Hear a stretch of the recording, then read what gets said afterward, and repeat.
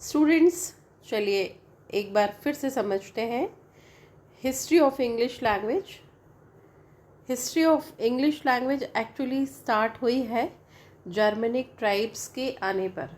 उन्होंने Germanic tribes ने Britain में आक्रमण किया और ये टाइम था 5th सेंचुरी, राइट। तो पहला जो रिकॉर्ड मिलता है वो मिलता है कि जर्मनिक ट्राइब्स कहाँ पर आए, ब्रिटेन में आए 5th सेंचुरी में, राइट।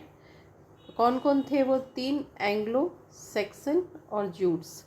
तो याद रखिए कि एंग्लो सैक्सन और जूट ये जर्मनिक ट्राइब्स थे। अगर आप नोट्स बना रहे हैं तो आप बना सकते हैं। पहला चेंज तो जो था वो मैं अभी इसको बनाऊंगी और मैं आपको भेजूंगी भी।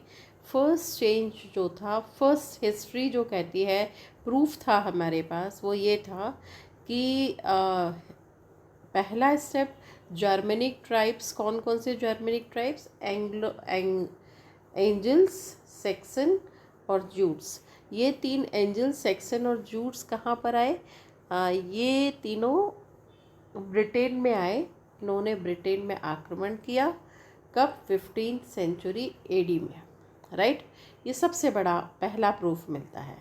और कहाँ पर आके इन्होंने कहाँ से रूल किया? तो cross the northern sea from, पहले ये नॉर्दर्न सी से आए, यहाँ से आए, from what today is Denmark, मतलब डेनमार्क से आए थे ये, एंड नॉर्दर्न जर्मनी, और नॉर्दर्न जर्मनी से आए। अब ये तो पहली बात होगी क्या, कि पहला प्रूफ जो मिलता है कि लैंग्वेज हिस्ट्री इंग्लिश लैंग्वेज कैसे डेवलप हुई, तो उसका फर्स्ट रीज़न था, जो प्रूफ मिलता है कि जर्मनिक ट्राइब्स जो थे एंजल्स, सैक्सन एंड जूट, ये कहाँ पर आए? ये आए ब्रिटेन में 5th सेंचुरी एडी में आए, और इन्होंने नॉर्थ सी क्रॉस किया, जिसको आज की डेट में डेनमार्क कहते हैं, और नॉर्दर्न जर्मनी। तो ये तो पहली बात हुई। अब at the time the inhabitants of Britain spoke Celtic language. दूसरी बात क्या थी कि एट द टाइम जो इनहेबिटेंट्स ब्रिटेन के लोकल पीपल थे वो कौन सी लैंग्वेज बोलते थे? वो कैल्टिक लैंग्वेज बोलते थे, है ना। तो ये क्या बोलते थे? Celtic language. Okay, now but most of the Celtic speakers were pushed west and north by the invaders। अब ये आए एंजल्स, सैक्सन और जूट, और इन्होंने वहाँ के जो लोकल पीपल थे उनको, जो कैल्टिक बोलते थे, उनको कहाँ कहाँ जाने पे मजबूर किया। जैसे कश्मीरी पंडित, तो कश्मीर में नहीं रह पाए वो, और इधर उधर पूरे भारत में बिखर गए। सिमिलरली जब वहाँ कश्मीर में अटैक हुआ तो कश्मीरी पंडित जिनकी रूट कश्मीर थी वो छोड़ के इधर उधर चले गए। सिमिलरली जो कैल्टिक लैंग्वेज बोलते थे, वहाँ के इनहैबिटेंट्स जो कैल्टिक लैंग्वेज बोलते थे, उनको ये जो इन्वेडर्स थे एंजल्स,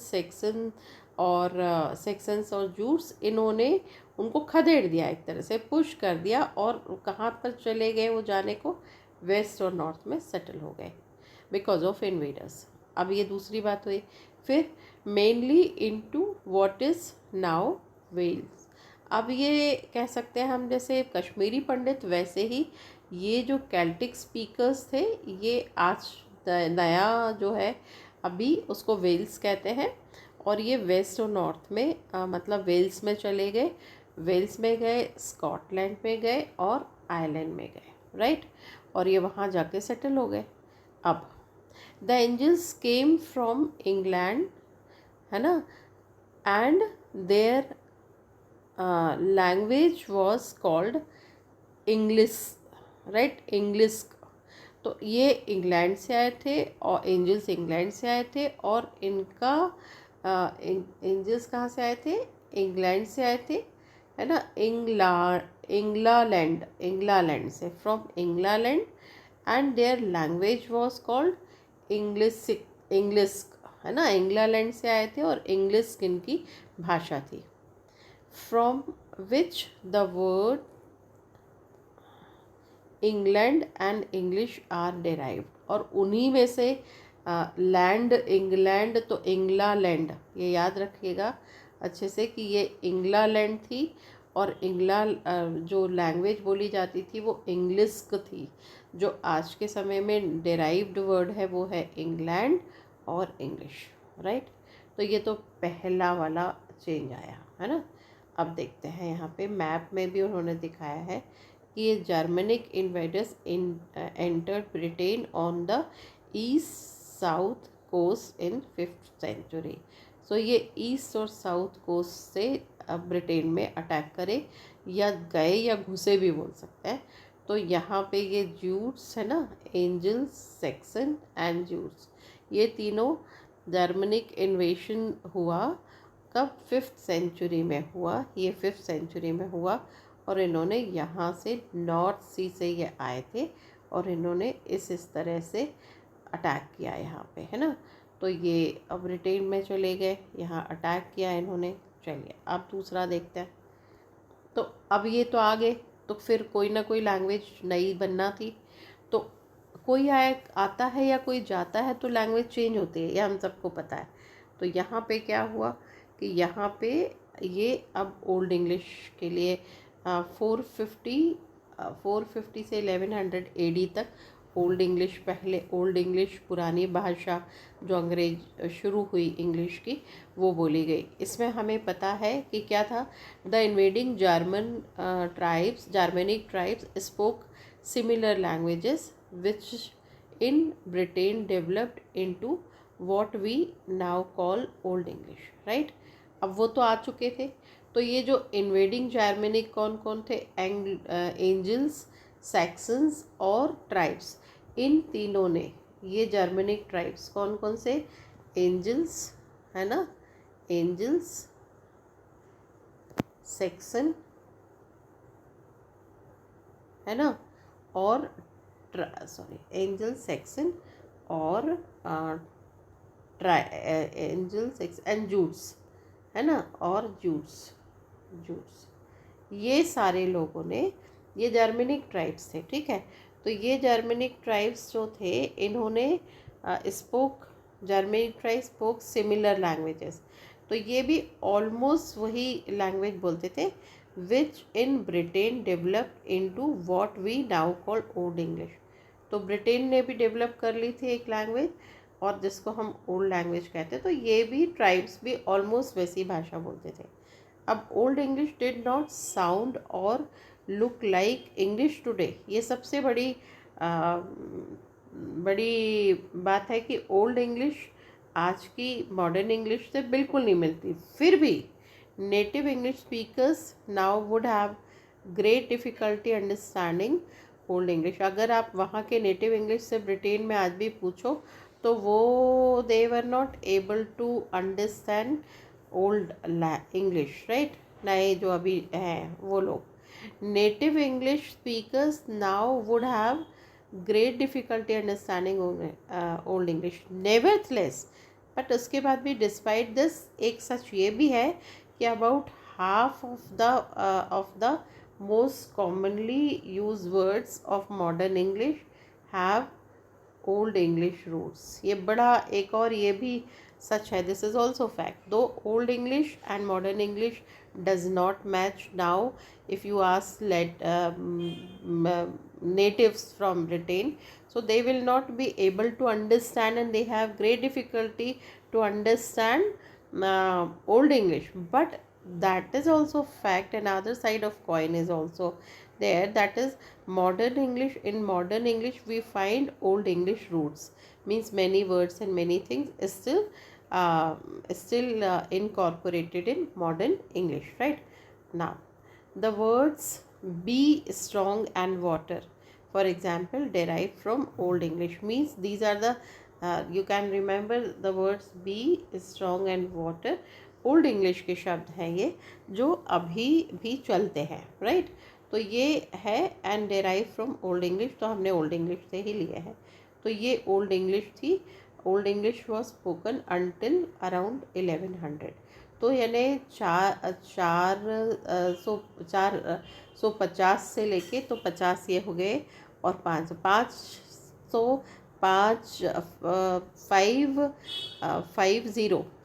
550 साल तक करीब ओल्ड इंग्लिश बोली गई, राइट। अब बहुत होता है ये टाइम भी, उसके बाद तो ये ओल्ड इंग्लिश है। This is part of Beowulf, एक वर्क था, पोएम थी, बहुत बड़ी पोएम है और ये लिखी गई थी और ये अभी तक पब्लिक डोमेन में है, पर ये लैंग्वेज आज की हमारे लिए तो बिल्कुल लेजिबल नहीं है, ठीक है। अब दूसरा पीरियड आता है मॉडर्न इंग्लिश। तो जो मॉडर्न इंग्लिश था वो स्टार्ट हुआ 1100 से 1500, 400 साल तक ये जो था मॉडर्न इंग्लिश था। ये 4 ईयर्स है ना, 4 ईयर्स तक मॉडर्न मिडिल इंग्लिश चला। अब मिडिल इंग्लिश कहाँ से स्टार्ट हुआ, फिर से कोई चेंज आया होगा, नहीं तो लोग वही बोलते रहते। तो दूसरा चेंज क्या आया, दूसरा चेंज आया विलियम द कॉन्क्वरर। विलियम द कॉन्क्वरर कौन था, ड्यूक ऑफ नॉर्मैंडी। ये जो था, इन्होंने पार्ट ऑफ मॉडर्न फ्रांस, तो विलियम द कॉन्क्वरर या ड्यूक ऑफ नॉर्मैंडी या Duke of France, modern France, तो ये ड्यूक ऑफ मॉडर्न फ्रांस जो था, इन्होंने कहाँ पर अटैक किया, इन्वेड मतलब इन्होंने अटैक किया और कॉन्क्वर्ड इंग्लैंड। तो ये इन्होंने इंग्लैंड में अटैक किया और इंग्लैंड जीत गए। उसके बाद the new conquerors called the Normans. तो यहाँ से ये नॉर्मंडी, ड्यूक ऑफ नॉर्मंडी थे और इनका नाम था, इनको पहचाना गया नॉर्मन्स के नाम पे, है ना। Brought with them a kind of French. तो ये जो नॉर्मन्स थे ये अपने साथ फ्रेंच लेके आए थे, which became the language of royal court. और भाई फ्रेंच जब ये नॉर्मन्स लेके आए, इन्होंने इंग्लैंड को जीत लिया, तो वहाँ पे फ्रेंच बहुत बड़ा पावरफुल लैंग्वेज बन गई और रॉयल कोर्ट की लैंग्वेज बन गई। और जो रूलिंग और बिजनेस क्लास है, वो भी जो बड़े फेमस लोग थे वहाँ के, वो सब क्या बोलते थे, वो सब फ्रेंच बोलने लगे। अब क्या हुआ कि for a period there was a kind of linguistic class division. तो फिर तो भाषा के कारण क्लास डिवीजन हो गया, कुछ दिन तक रहा, कुछ समय, दिन मतलब कुछ पीरियड तक, शॉर्ट पीरियड तक रहा, लेकिन class division, linguistic class division क्यों, क्योंकि हम ऐसी भाषा बोलते हैं, हम फ्रेंच बोलते हैं, आप इंग्लिश बोलते हैं। और बड़ा अगेन एक फैक्ट और ये है कि फ्रेंच जो था, तो where lower class spoke English, तो जो लोअर क्लास थी वो क्या बोलती थी, इंग्लिश बोलती थी। और फ्रेंच जो है वो अपर क्लासेस, सारे फ्रेंच मतलब अपर क्लास में कौन आ गया, तो अपर क्लास में देखो कौन आया, अपर क्लास में आए रॉयल कोर्ट आ गया, ये अपर क्लास में रॉयल कोर्ट है ना। फिर रूलिंग पीपल जो थे वो, और बिजनेस क्लास, ये लोग क्या बोलते थे, ये फ्रेंच बोलते थे और बाकी लोग लोअर क्लास इंग्लिश बोलते थे। लेकिन बहुत ही जल्दी in 14th century English became dominant in Britain again. लेकिन फिर से इंग्लिश वापस आई और बहुत पावरफुल होके आई, but with many French words added. Naturally French बोलते थे तो इंग्लिश के साथ साथ फ्रेंच वर्ड्स भी ऐड हो गए उसमें। अब क्या हुआ, this language is called middle English, क्योंकि इसमें फ्रेंच भी ऐड हो गए और ये जो इंग्लिश वापस आई इसमें बहुत सारे फ्रेंच वर्ड्स थे, जिसको मिडिल इंग्लिश कहा गया। And it was the language of great poet Chaucer, Geoffrey Chaucer, जिनका बर्थ था जॉफरी चौसर जिनका बर्थ था 1340 टू 1400, इनका पीरियड था। और उनको क्रेडिट जाता है क्योंकि वो वैसे भी फादर ऑफ मॉडर्न लैंग्वेज और फादर ऑफ इंग्लिश लिटरेचर भी कहलाते हैं वो। तो उन्होंने क्या किया कि उन्होंने मिडिल इंग्लिश में थोड़ी सी मॉडर्न इंग्लिश की झलक भी दिखाई दी, but it would still be difficult for native English speaker to understand today. लेकिन मिडिल इंग्लिश को भी नेटिव इंग्लिश स्पीकर्स के लिए थोड़ा टफ है समझना। कुछ वर्ड्स हैं जो आप समझ में आते हैं, हमें भी आते हैं, हम देखते हैं इसका एक एग्जाम्पल। परंतु ये जो लैंग्वेज है मिडिल इंग्लिश कहलाई, क्योंकि ये वापस आई इंग्लिश लेकिन फ्रेंच वर्ड्स के साथ में आई। तो देखते हैं इसमें कौन से फ्रेंच वर्ड्स हैं। देखो ना, पहले तो सबसे पहले हमने ये देखा कि an example of middle English by Chaucer, ये पब्लिक डोमेन में है। तो ये चौसर ने जो लिखा था प्रोलॉग ऑफ कैंटरबरी टेल्स, ये उसका एक एग्जाम्पल है। तो देखते हैं इसमें हम कुछ वर्ड्स को हम भी रीड कर पाएंगे, जैसे कि एंड व्हेन। तो ये व्हेन की स्पेलिंग अलग है, लेकिन आई हमारे लिए लेजिबल है। फिर ही वर्ल्ड, थोड़ा उसमें भी प्रॉब्लम है ग्रामर सेंटेंस में। नेवर फाइंड, ये अभी भी चलता है, नेवर फाइंड, राइट। फिर टू री क्या लिखा है पता नहीं, दिस कॉमन है, दिस है ना। Book in night, night is clear है ना। फिर three three have I flight, right, out of his book, right. तो ऐसे इसको देखेंगे तो मिडिल इंग्लिश में कुछ वर्ड्स लेजिबल नहीं है, लेकिन कुछ वर्ड्स लेजिबल भी है, क्योंकि इसमें ये फ्रेंच वर्ड्स आ गए एक्चुअली, इसीलिए। अब modern English last phase. Modern English नाम से पता है हमको कि मॉडर्न इंग्लिश है, तो नए लोगों ने बोलना शुरू की towards the end of the middle English. फिर क्या हुआ कि यहाँ फिर भी कोई चेंज आया, और इसमें बहुत चेंज आए। 1500 से 1800, मतलब 300 ईयर्स में बहुत चेंज आए। क्या चेंज आए देखो यहाँ पे, towards the end of middle English a sudden and distinct change in pronunciation. सबसे बड़ा चेंज जो आया वो आया प्रोनाउंसिएशन में। क्या? द ग्रेट वॉवल शिफ्ट, ये बहुत इम्पॉर्टेंट है, याद रखना। Started with vowels being pronounce shorter and shorter. तो वॉवल्स को जैसे स्कोप, तो नॉट स्कोप ऐसा नहीं था, शॉर्टर वॉवल्स यूज़ होते थे। शॉर्टर वॉवल्स मैं आपको रिकॉल करवाने के लिए बता रही हूँ। जैसे ये लॉन्गर वॉवल है, कौन सा? ये। शॉर्टर वॉवल क्या है? ये है। फिर लॉन्गर वॉवल दूसरा एग्जाम्पल देखें तो दिस इज़ लॉन्ग, सारे टू डॉट वाले जो है, ऑ है ना। फिर जैसे ई, आ, फिर ऊ, ये लॉन्गर है। और शॉर्टर क्या है?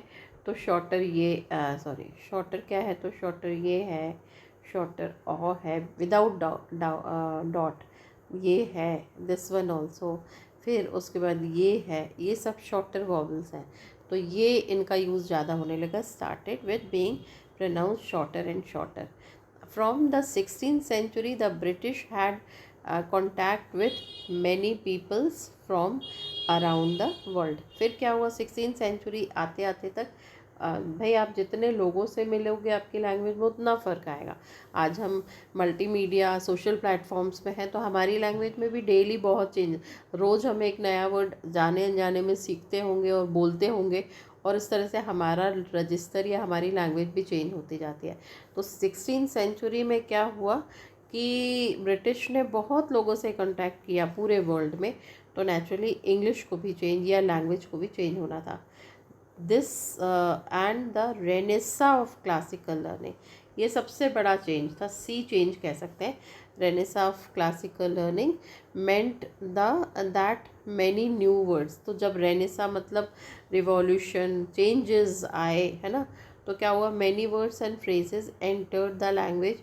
तो नए नए वर्ड्स, नए नए फ्रेजेस सब एक दूसरे में आदान प्रदान होने लगा और यूज़ करने लगे। फिर सबसे बड़ा ब्रेक थ्रू था, वो था the invention of printing. Printing press का invention also meant that there was now common language in print. अब कॉमन लैंग्वेज जो बन गई थी वो प्रिंट होने लगी फटाफट, लोगों के हाथ तक सब पहुंचने लगा। तो जैसे ही मास प्रोडक्शन होता है तो चीज़ें सस्ती हो जाती है, और books became cheaper and more people learn to read. और अब क्या हुआ? लोग पढ़ने लगे तो लर्नेड भी हो गए। तो इस तरह printing also brought standardisation of English. तो जब बहुत ज़्यादा लोगों के पास पहुंची और धीरे धीरे कॉमन होने लगी लैंग्वेज, तो फिर उसमें एक स्टैंडर्ड भी आ गया। तो क्या हुआ कि प्रिंटिंग के कारण जब वो प्रिंट होने लगी, हाथ से लिखना और प्रिंट में फ़र्क था, तो एक लैंग्वेज में एक स्टैंडर्ड आ गया।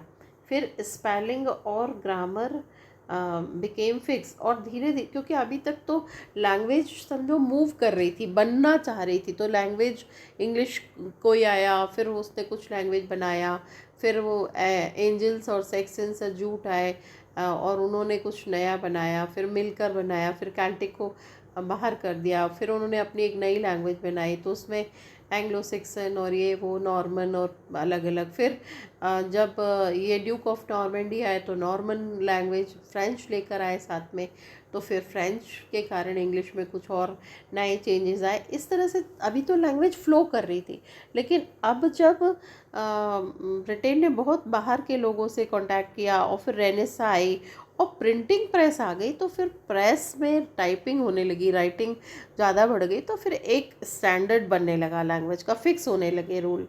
फिर उसके बाद द डायलेक्ट ऑफ लंदन, हाँ अच्छा लैंग्वेज फिक्स हो गई, and the dialect of London where most publishing houses were became the standard. और फिर डायलेक्ट जो लंदन में बोली जाती थी भाषा, वो भी कहीं ना कहीं उसने एक फिक्स होने लगी और एक अपना स्टैंडर्ड बना लिया।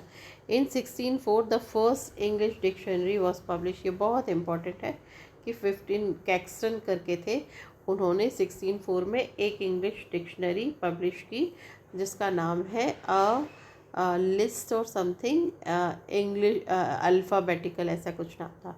तो सबसे पहली डिक्शनरी जो पब्लिश होने का क्रेडिट है वो उनको ही जाता है ना।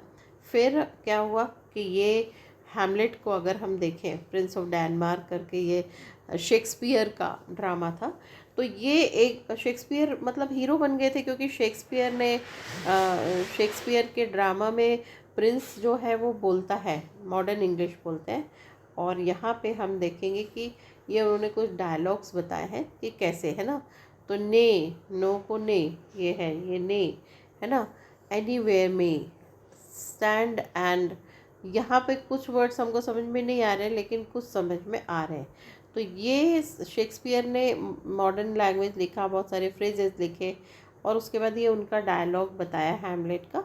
तो इस तरह से क्या हुआ कि lines from Hamlet written in early modern English, तो वो मॉडर्न इंग्लिश में लिखी गई, तो वो उसका एग्जाम्पल इन्होंने बताया। उसके बाद लेट मॉडर्न इंग्लिश, अब लेट में तो आज समझो 18th सेंचुरी से आज तक।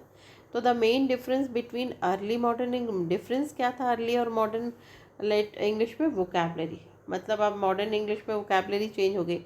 Late modern English has many more words, and अभी इतना सारा हम मोबाइल और ये और ऐप और पता नहीं कितने नए वर्ड्स बार बार यूज़ करते हैं। तो words arising from two principal factors, firstly the industrial revolution, भाई इंडस्ट्री डे बाय डे नए नए तरह की इंडस्ट्री आ रही है, और technology created a need for new words, तो फिर नए वर्ड्स की ज़रूरत भी पड़ी क्योंकि कोई मशीन बनती है तो उसके नए वर्ड्स, उनका नाम रखा जाता है। तो इस तरह से टेक्नोलॉजी भी आई और इंडस्ट्री बन रही है, नई बन रही है, तो उसमें वर्ड्स की ज़रूरत पड़ी, वो हम सब बोलने लगे। सेकेंडली क्या था? ब्रिटिश एम्पायर उतना उन्नत, उतना फैल गया था, and it's height covered 1/4 of earth surface. ये बहुत बड़ी बात थी भाई, अब उनका साम्राज्य था। ब्रिटिश एम्पायर्स जो थे उन्होंने, कितनी बड़ी बात है कि उन्होंने 1/4 ऑफ अर्थ सरफेस, इतना पूरा 1/4 मतलब 1/4, अर्थ का 1/4 पार्ट जो था वो ब्रिटिश के अंडर में था। और उसी लिए लैंग्वेज जो थी, and the English language adopted foreign words from many countries. तो उसके कारण जब इतना उनका साम्राज्य फैला तो लोगों में उतनी इनकी अंग्रेज़ी भाषा फैल गई, और अंग्रेज़ी भाषा ने फॉरेन वर्ड्स को भी बहुत सारा अपने, फॉरेन मतलब हिंदी, संस्कृत, दूसरे स्पेनिश, जर्मन, ये सारे इन भाषाओं से भी इंग्लिश को लिया इन्होंने, मतलब इसमें वर्ड्स लिए लाइक। ठीक है, अब क्या है वेराइटीज़ ऑफ इंग्लिश? तो from around 1600 the English colonisation of North America resulted in the creation of distinct America. Okay, फिर धीरे धीरे से कैसे लैंग्वेज में चेंजेस आते गए ये उन्होंने बताया, इसको बाद में करेंगे हम। पर ये आपको शायद समझ में आ गया होगा। और यहाँ पे जो जर्मनिक आए थे तो वो डायलेक्ट अपने अपने लेके आए थे, और ये एक्चुअली वेस्ट में यहाँ पे इस तरह की भाषा अलग अलग है, मतलब नॉर्थ में इसमें और वेस्ट में, ये 3 थे, और तीनों में अलग अलग 4 तरह के डायलेक्ट से इन्होंने बोलना शुरू किया था। ठीक है, तो ये समथिंग एक आपको मैंने छोटा सा मतलब इम्पॉर्टेंट फैक्ट बताया है ना। तो अब हम आगे करेंगे बाद में। Thank you so much, bye.